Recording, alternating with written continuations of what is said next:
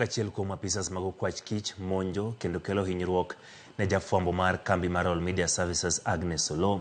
Ogai mar okwach kich Amin Mohamed koro kwayo ng'uono kendo lero ni gibiro chiwo tiegruok e kaka obila nyalo bedo gi tudruok makare gi jofwambo. Komachielo ogai mar obila Douglas Kanja ochumo kuom okenge ma giseketo mag neno ni arita ma pacho ka ni rang'iny mamalo ahinya to kinde ma oganda ochimo nyasi mar Christmas. Nyakidi ne oler. Ma e kaka nyochalo.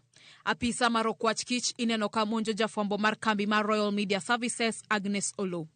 Apisa no ineno ka temo mae masind goyo picha kata kamera mare gi thuon.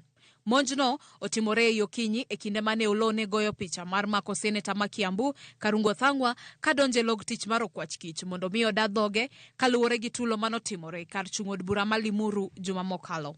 Tokma ogai mar okwach kich Amin Mohamed okwayo ng'uono kendo lero ni gibiro chiwo tiegruok makare ne apisas go ewi kaka ginyalo loso kod oganda kendo bero tudruok e kind obila gi jofwambo. That was a very isolated incident. Overall, we've had a very amicable relationship with the members of the press.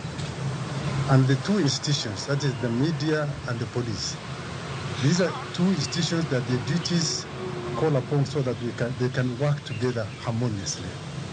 And we've been doing that. So immediately that matter was brought to my attention by my good friend Arab Timei. I made sure that the situation was rectified. Otherwise, we shall continue training our officers in terms of their competences in the area of interaction with the media.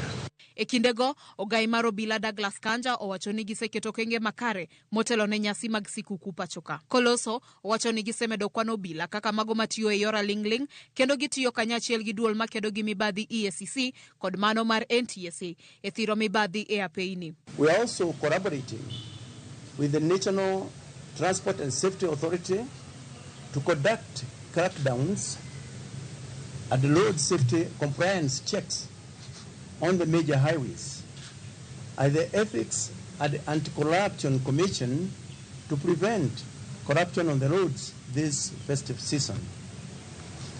Apart from the roads, Kenyans should expect to see more police presence and visibility as we have deployed more specialized units, including formed police units and undercover officers, alongside the regular police, to intensify patrols, heighten both ground and aerial surveillance in the major towns, borders, places of worship, shopping malls, and critical infrastructure areas. Kata kamano, okwayo jowuoth, joriemb apiko kod derepe mondo bed akich e kinde nyasi mag Christmas ahinya to e kinde koth. I wish to remind all Kenyans that security and road safety is our collective responsibility.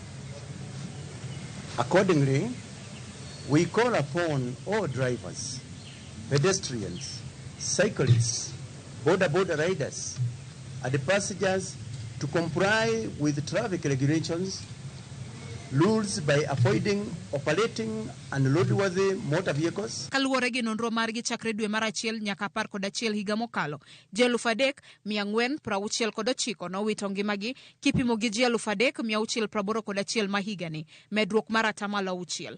Komachielo, ji 20,239 noyudo hinyruok ahinya higa mokalo kirango gi ji 21,600 ma higani, ranyisi mar medruok mar 7%.